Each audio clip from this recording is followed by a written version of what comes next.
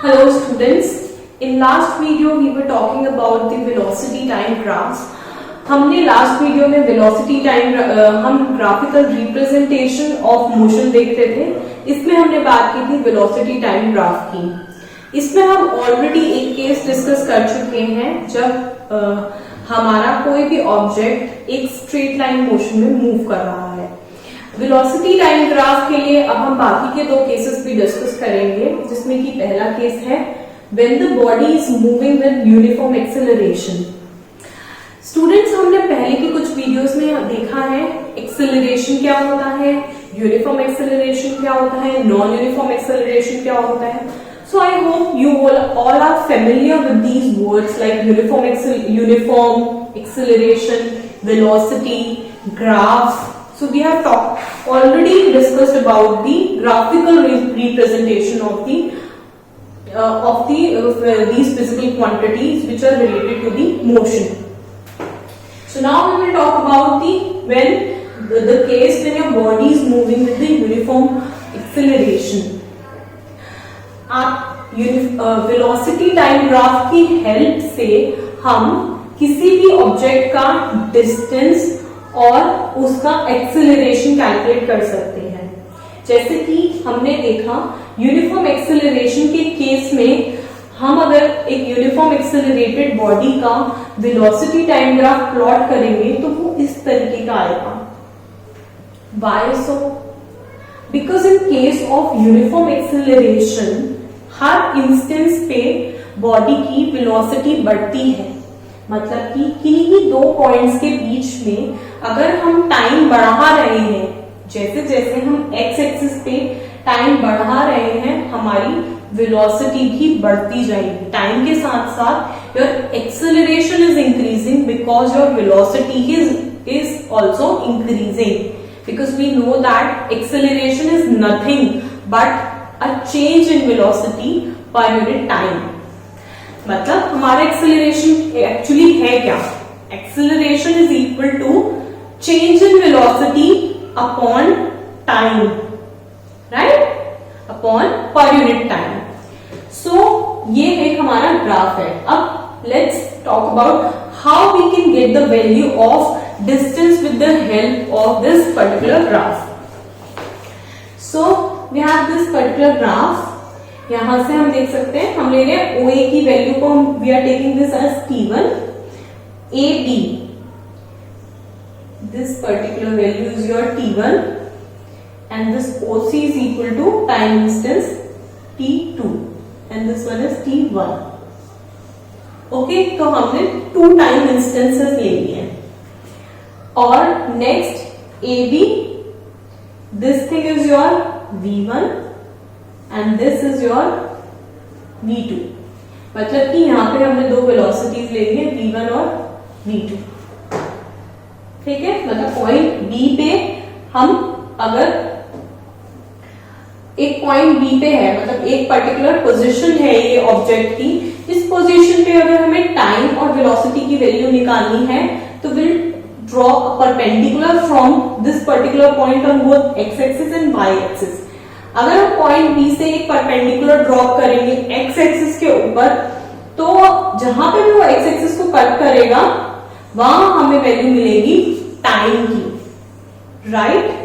And when we put a perpendicular from point B से अगर हम परपेंडिकुलर डालेंगे x एक्सिस y एक्सिस के ऊपर तो हमें वैल्यू मिलेगी वेलोसिटी की। मतलब पहले इंस्टेंस के लिए let's take it as V1। उसी तरीके से हम एक और पॉइंट एग्जामिन करेंगे, पॉइंट D ले लेते हैं उसे, let this point be D, मतलब second instance of our moving body. इस पॉइंट से if you drop a perpendicular on x axis, अगर हम यहां से एक परपेंडिकुलर एक्स एक्सिस पे डालेंगे तो हमें मिलेगी टाइम की value and we are taking this as case 2, तो ये T2 हो गया।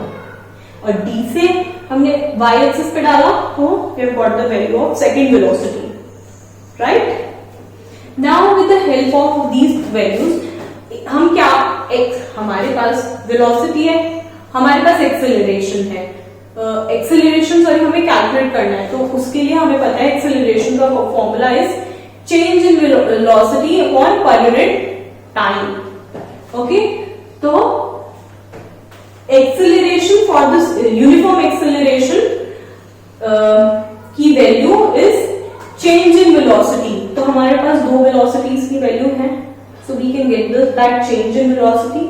पॉइंट B और D के बीच में हम एक्सेलरेशन, एक यूनिफॉर्म एक्सेलरेशन कैलकुलेट कर रहे हैं।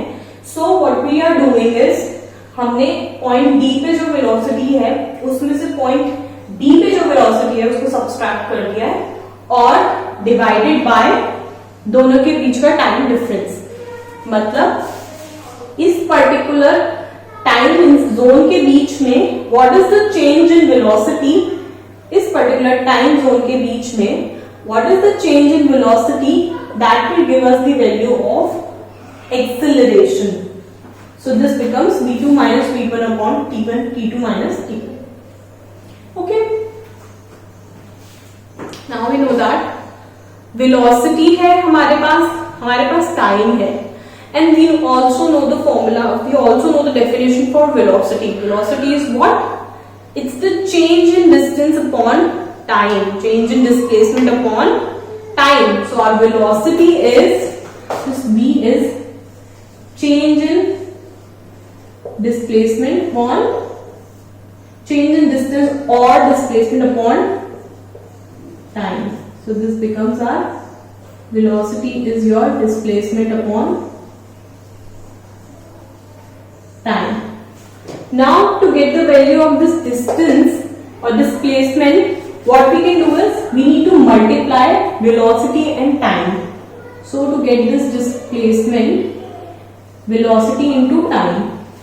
और uniform acceleration, straight line motion के केस में डिस्टेंस और डिस्प्लेसमेंट की वैल्यू सेम होती है। ये हम पहले की वीडियो में डिस्कस कर चुके हैं, ठीक है। अगर आप लोगों को दोबारा से उस वीडियो पे जाना है तो you can refer to that.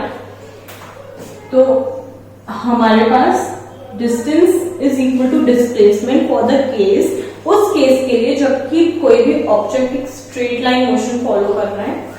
So this distance s is equal to velocity into time.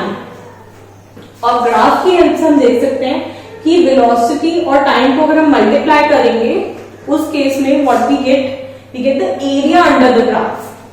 मतलब ग्राफ से मतलब ये जो स्ट्रेट लाइन है इसके नीचे जो भी एरिया आता है, that area will give us this shaded region.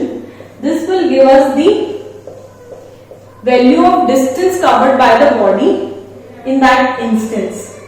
How? So to get this value of distance, we need to multiply both velocity and time. मतलब अगर हमें डिस्टेंस की वैल्यू कैलकुलेट करनी है तो उस केस में अगर if you want the value under this point D, मतलब पॉइंट B हमारा ड्रॉप हो रहा है एट टाइम इंस्टेंस t1, ठीक है। तो अगर टाइम t1 के लिए मुझे डिस्टेंस कैलकुलेट करना है तो ये शेडेड एरिया जितना भी है इस एरिया का, इस पर्टिकुलर शेडेड रीजन का अगर मैं एरिया कैलकुलेट कर लूं, so that will give me the value of distance which the body will cover from time 0 to t1, okay, in particular duration of time t1। और अगर मुझे डिस्टेंस कैलकुलेट करना है इस एरिया के लिए तो इस शेडेड पोर्शन का एरिया मुझे प्रोवाइड करेगा डिस्टेंस जो कि हमारे ऑब्जेक्ट ने t2 माइनस t1 टाइम में कवर किया है। मतलब कि जो भी हमारा बॉडी मूविंग है उसने पॉइंट B से लेके पॉइंट D तक जाने के लिए कितना डिस्टेंस कवर किया है उसकी वैल्यू। तो इसका एरिया क्या होगा? इसका एरिया होगा इस रेक्टेंगुलर पोर्शन का area plus this area of this triangle and area of this rectangle, ठीक है, right. So area of this rectangle is BACE and area of this triangle will be the area of triangle BDE। और हमें पता है कि rectangle का area is length into breadth, so AC into BA, right. और triangle का area will be equal to half length that is BE and breadth that is DE, this thing, right? And BA और AC की value हम देख सकते हैं, AC की value is OC minus OA, मतलब ये पर्टिकुलर एरिया का, इस पर्टिकुलर टाइम जोन का वैल्यू कितनी होगी, OC वैल्यू माइनस OA, ठीक है। And value of this DE will be equal to value of DC minus EC। अब ग्राफ से इसकी वैल्यू, इन सब लेंथ और ब्रेड्थ की वैल्यू हम ग्राफ से टाइम और वेलोसिटी में कन्वर्ट कर सकते हैं। तो BA की value will be equal to this BA, this value is equal to V1, OC is equal to, this OC is equal to T2, right?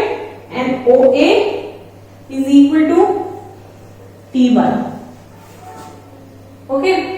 And area of this triangle, for that we require the value of AC. So this is our AC, this particular area, which is the difference. So AC will be equal to OC minus OA, and that is equal to your T2 minus T1. And DE, this thing is equal to DC minus EC. तो DC ये पूरा area is equal to V2 and CE, E है ये, CE is equal to V1. तो ये हो गया V2 minus V1. So your distance will be equal to V1 into T2 minus T1 plus half of T2 minus T1 into V2 minus V1. इस तरीके से हमें कोई ये फॉर्मूला लर्न करने की जरूरत नहीं है। जब भी हमारा न्यूमेरिकल आएगा, अगर ग्राफ हमें दिया हुआ है तो हम ग्राफ की हेल्प से वैल्यू कैलकुलेट कर सकते हैं। हम ग्राफ में वो जो पर्टिकुलर एरिया है, पर्टिकुलर पोर्शन जो आपके ग्राफ के नीचे आ रहा है, उसके लिए परपेंडिकुलर्स ड्रॉ करेंगे। जितने टाइम इंस्टेंस के लिए हमें वैल्यू कैलकुलेट करनी होगी, उस टाइम इंस्टेंस का के ऊपर का एरिया को हम शेड करके उसका एरिया कैलकुलेट करेंगे, and that will give us the value of our velocity. और एक्सेलरेशन की वैल्यू कैलकुलेट करने के लिए we divided by y axis value, that is the value of velocity upon time. Okay, now next comes the case 3, when your body is moving with variable acceleration. मतलब अगर variable acceleration की बात कर रहे हैं, इसका मतलब हर टाइम इंस्टेंस पे हमारे ऑब्जेक्ट की वेलोसिटी चेंज हो रही है। यहाँ पे मैंने एग्जांपल ले ली है यूनिफॉर्म एक्सेलरेटेड वेरिएबल एक्सेलरेशन, मतलब एक ऑब्जेक्ट जिसका स्पीड बढ़ती जा रही है। तो आप अगर हम उसका वेलोसिटी टाइम ग्राफ प्लॉट करेंगे तो आप देखेंगे कि हर इंस्टेंस पे स्पीड बढ़ रही है। यस, हमारे बॉडी की जैसे जैसे टाइम बढ़ता जा रहा है वेलोसिटी बढ़ रही है। मतलब ये एक्सेलरेशन का केस है, रिटार्डेशन या डी एक्सेलरेशन का केस नहीं है। हमने एक्सेलरेशन और डी एक्सेलरेशन में डिफरेंस भी पढ़ा था लास्ट टू लास्ट वीडियो में, जो कि एक्सेलरेशन के ऊपर थी। यहाँ पर देखते हैं हर पॉइंट पे बॉडी की वेलोसिटी बढ़ रही है। तो सेम इस केस के लिए अगर मुझे इस ऑब्जेक्ट का एक्सेलरेशन देखना है तो हम इस ग्राफ के स्लोप से देख सकते हैं। मतलब हमने पहले भी देखा था एक्सेलरेशन मतलब क्या, velocity upon time, right. Your acceleration is change in velocity upon time, right? So you can see here that your acceleration is directly proportional to your change in velocity. अभी डायरेक्टली प्रोपोर्शनल का मतलब ये है कि जैसे जैसे velocity में change बढ़ता जाएगा वैसे वैसे एक्सेलरेशन भी बढ़ता जाएगा। ठीक है, right. Now how we can define the change in velocity, उसके लिए एक पॉइंट P लिया है, ठीक है। इस पॉइंट का स्लोप जो होगा इस ग्राफ का, ये हमारा वेलोसिटी टाइम ग्राफ है। इस ग्राफ का जो स्लोप होगा वो हमें प्रोवाइड करेगा that slope of this curve will give us the acceleration. तो मैंने पॉइंट P पे टेंजेंट ड्रॉ किया, ठीक है। वो टेंजेंट जहां पे भी हमारे एक्स एक्सिस पे ड्रॉप हो रहा है उससे एंगल बनाया, ठीक है। इस ग्राफ का स्लोप हम कैसे कैलकुलेट करेंगे? इस ग्राफ के स्लोप को कैलकुलेट करने के लिए हमें इसके ऊपर एक टेंजेंट ड्रॉ करना होगा। उस टेंजेंट का एंगल ले लिया हमने, मेजर कर लिया एक्स एक्सिस से, दैट बिकम्स θ1। तो slope of curve at P will give us the acceleration of P which will be equal to tan of θ1। तो इस ग्राफ पे टेंजेंट P पॉइंट पे टेंजेंट ड्रॉ किया, उसका हमने एंगल लिया, tangential of that angle is, क्योंकि हम देखिए हम इसको ऐसे अगर लेंथ देखेंगे तो हमें tan θ1 मिलेगा, ठीक है। और उसी तरीके से हमें कंपेयर किससे करना है? पॉइंट Q से, मतलब हमें वैल्यू पॉइंट P पे और Q पे कंपेयर करके देखनी है कि चेंज इन वेलोसिटी कहां पर ज्यादा है, मतलब कि मेरा एक्सेलरेशन पॉइंट P पे ज्यादा है या पॉइंट Q पे ज्यादा है। उसके लिए मुझे क्या देखना है कि स्लोप पॉइंट P पे ज्यादा है या पॉइंट Q पे ज्यादा है। आप ग्राफ की हेल्प से भी देख सकते हैं कि स्लोप पॉइंट Q पे ज्यादा है, मतलब चेंज एकदम से पॉइंट Q पे ज्यादा आ रहा है, ठीक है। उसके लिए हम दोनों ही पॉइंट से टेंजेंट्स ड्रॉ करेंगे, दो एंगल्स बनाएंगे θ1 और θ2। θ1 और θ2 एंगल्स को हम कंपेयर करेंगे and then we can see that acceleration of point P is less than acceleration of point Q, क्योंकि θ1 एंगल इज लेस देन θ2। यहां पे आप देख सकते हो θ1 is less than θ2। So acceleration at point P is less than acceleration at point Q। मतलब कि point Q पे स्लोप ज्यादा है, इसका मतलब वहां पे बॉडी ने ज्यादा तेजी से अपनी वेलोसिटी को इंक्रीज किया है, rather than at point P जहां पे वेलोसिटी कम तेजी से इंक्रीज हुई है। मतलब पॉइंट P पे एक्सेलरेशन कम है, पॉइंट Q पे एक्सेलरेशन ज्यादा है, ओके। तो हमने ग्राफिकल रिप्रेजेंटेशन ऑफ मोशन पढ़ा, जिसमें कि हमने पहले पढ़ा डिस्टेंस टाइम ग्राफ, उसमें हमने 3 केसेस देखे। उसके बाद हमने पढ़ा इस वीडियो में वेलोसिटी टाइम ग्राफ, इसमें भी हमने 3 केसेस देखे। पहला केस था जब कोई भी ऑब्जेक्ट एक यूनिफॉर्म वेलोसिटी से मूव कर रहा है जिसकी की वेलोसिटी भी चेंज नहीं हो रही है। उसके बाद हमने सेकंड केस देखा नॉन यूनिफॉर्म वेलोसिटी का मतलब और यूनिफॉर्म एक्सेलरेशन का मतलब किसी भी ऑब्जेक्ट की जो भी एक्सेलरेशन है वो यूनिफॉर्म हो रही है। उसके बाद हमने तीसरा केस देखा जब वेरिएबल एक्सेलरेशन है, मतलब किसी ऑब्जेक्ट की हर पॉइंट थोड़े थोड़े इंस्टेंसेस पे हर जैसे जैसे टाइम बढ़ता जा रहा है उसकी वेलोसिटी भी बढ़ रही है, चेंज हो रही है। इस केस के लिए भी हमने एक ग्राफ देखा और इन केसेस के लिए हमने डिस्टेंस की वैल्यू और एक्सेलरेशन की वैल्यू कैलकुलेट करी। सो स्टूडेंट्स, आई होप आपको ये वीडियो समझ में आया हो। उम्मीद करती हूँ कि आपको ये टॉपिक समझ आया होगा। अगर आप ऐसी ही वीडियोस रेगुलरली देखना चाहते हैं तो हमारे चैनल को सब्सक्राइब करें और अगर आपको ये वीडियो पसंद आया है तो इसे लाइक और शेयर करें। इस टॉपिक से रिलेटेड अगर आपकी कोई भी क्वेरी है या फिर आप किसी पर्टिकुलर टॉपिक पे वीडियो चाहते हैं तो हमें कमेंट सेक्शन में जरूर बताएं। Thank you and see you soon.